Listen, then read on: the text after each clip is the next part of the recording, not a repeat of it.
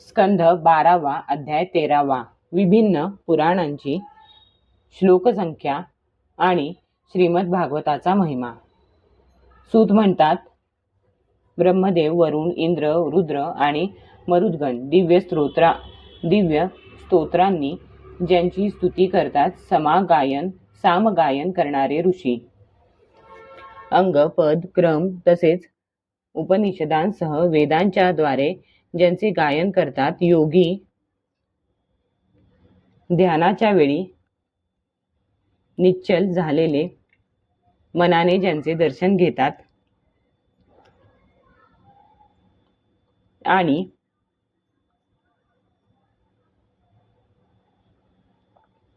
देव दैत्य सुद्धा ज्यांचे खरे स्वरूप जाणत नाहीत, त्या स्वयंप्रकाश परमात्म्याला नमस्कार असो. ज्यावेळी भगवंतांनी कच्छप रूप धारण केले होते आणि त्यांच्या पाठीवर मोठा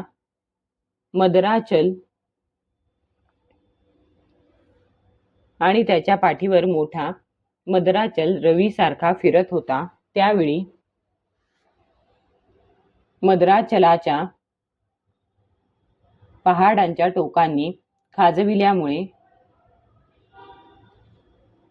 ज्यांना झोप आली, त्यावेळचे त्यांचे श्वासरूप वायू तुमचे रक्षण करोत. त्यावेळी त्या श्वासाच्या वायूमुळे जी समुद्राच्या पाण्यात खळबळ माजली, त्या संस्कारांच्या खुणा आजही शिल्लक आहेत. त्यामुळे समुद्राच्या पाण्याची जी 7 किनाऱ्यावर लाटांच्या रूपाने ये-जा चालू झाली, ती अजूनही थांबत नाही.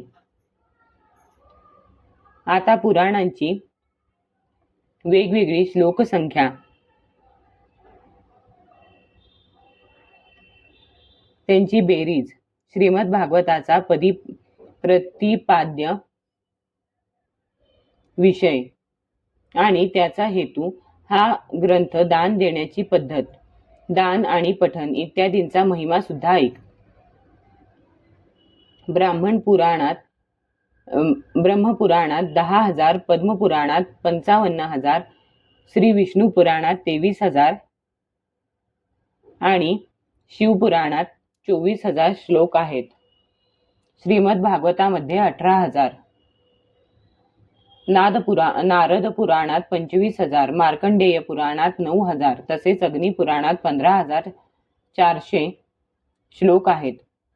भविष्य पुराणाची श्लोकसंख्या 14,500, ब्रह्मवैवर्ताची 18,000 तसेच लिंग पुराणाची 11,000 आहे.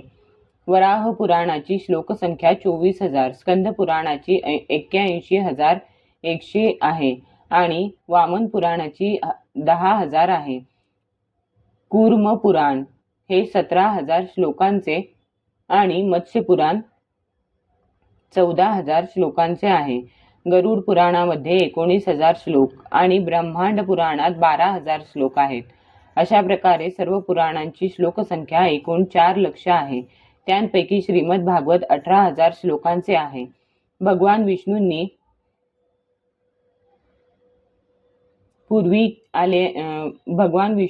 पूर्वी आपल्या नाभी कमळात असलेल्या व संसारामुळे भयभीत झालेल्या ब्रह्मदेवाला कृपा करून हे सांगितले. याच्या सुरुवातीला, मध्ये आणि शेवटी वैराग्य उत्पन्न करणाऱ्या पुष्कळ कथा आहेत. भगवान श्रीहरींच्या ज्या लीला कथा या महापुराणात आहेत, त्या अमृत स्वरूप असून सत्पुरुष आणि देवांनाही आनंद देणाऱ्या आहेत. सर्व वेदांतांचे सार म्हणजे ब्रह्म आणि आत्म्याची एकता रूप अद्वितीय सद्वस्तू प्रतिपादन करणे व त्याचे फळ म्हणजे मोक्ष. श्रीमद भागवताचाही विषय तोच आहे. जो पुरुष भाद्रपद महिन्याच्या पौर्णिमेच्या दिवशी श्रीमद भागवताचे सुवर्ण सिंहासन दान करतो, त्याला परमगती प्राप्त होते. जोपर्यंत सर्वश्रेष्ठ श्रीमद भागवत महापुराणाचे दर्शन होत नाही तोपर्यंत संतांच्या सभेमध्ये दुसरी पुराणे शोभून दिसतात.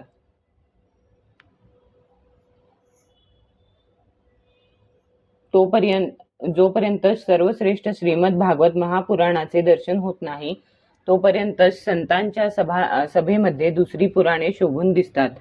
हे श्रीमद भागवत सर्व वेदांतांचे सार आहे. या रसामृताचे पान करून जो तृप्त झाला तो दुसऱ्या कोणत्याही पुराणात रमत नाही. जशी नद्यांमध्ये गंगा, देवतांमध्ये विष्णू आणि वैष्णवांमध्ये श्री शंकर सर्वश्रेष्ठ आहेत, त्याचप्रमाणे पुराणांमध्ये श्रीमद भागवत आहे. हे ऋषींनो, सर्व क्षेत्रांमध्ये जशी काशी सर्वश्रेष्ठ आहे त्याप्रमाणे सर्व पुराणांमध्ये श्रीमद भागवत आहे. श्रीमद भागवत हे सर्व दृष्टींनी निर्दोष पुराण आहे. वैष्णवांना हे अत्यंत प्रिय आहे आणि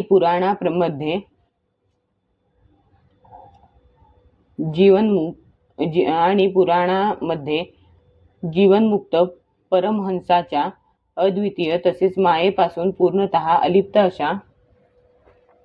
अलिप्त अशा ज्ञानाचे वर्णन केले गेले आहे. या ग्रंथात सर्व कर्मांपासून आत्यंतिक निवृत्ती ही ज्ञान, वैराग्य आणि भक्ती यांनी युक्त अशी आहे. जो याचे भक्तीने श्रवण, पठन आणि मनन करतो तो मुक्त होतो. हा अजोड ज्ञानरूप दिवा सर्वप्रथम ज्यांनी ब्रह्मदेवासाठी प्रकाशित केला, नंतर ज्यांनी ब्रह्मदेवाच्या रूपाने नारदांना, पुढे नारदांच्या रूपाने व्यासांना, त्यानंतर त्यांनी व्यास रूपाने योगींद्र शुकदेवांना आणि श्री शुकदेवांच्या रूपाने दयाळू होऊन परीक्षिताला उपदेश केला. त्या परमशुद्ध मायामलापासून रहित, शोकरहित, अविनाशी परम सत्यस्वरूप परमेश्वराचे आम्ही ध्यान करतो. आम्ही त्या सर्व साक्षी भगवान वासुदेवांना नमस्कार करतो, ज्यांनी कृपा करून मोक्षाभिलाषी ब्रह्मदेवांना याचा उपदेश केला. त्या योगीराज ब्रह्मस्वरूप श्री शुकदेवांना नमस्कार असो, ज्यांनी हे महापुराण ऐकवून संसार सर्पाने दंश केलेल्या परीक्षिताला मुक्त केले. हे देवाधिदेवा प्रभो, ज्या अर्थी आपणच आमचे पालनकर्ते आहात, म्हणून आपणच आता आमच्यावर अशी कृपा करा की प्रत्येक जन्मात आपल्या चरणकमलांवरच आमची भक्ती राहो. ज्या भगवंतांच्या नामांचे संकीर्तन सर्व पापे सर्वथैव नष्ट करते आणि ज्या भगवंतांच्या चरणांना केलेले वंदन सर्व प्रकारची दुःखे नाहीशी करते, त्याच परमतत्व स्वरूप श्रीहरींना मी नमस्कार करतो. अध्याय 13 समाप्त. स्कंध 12 समाप्त. हरि ओम तत्सत. संपूर्णोऽयं ग्रंथः त्वदीयं वस्तु गोविंद तुभ्यमेव समर्पेये. तेन त्वदङ्घ्रिकमले रतिं मे यच्छ शाश्वतीम्. हे गोविंदा, तुमची वस्तू मी तुम्हाला समर्पण करतो. त्या योगे तुमच्या चरणकमलांचे शाश्वत प्रेम मला द्या. श्रीकृष्णार्पणमस्तु. हरि ओम तत्सत.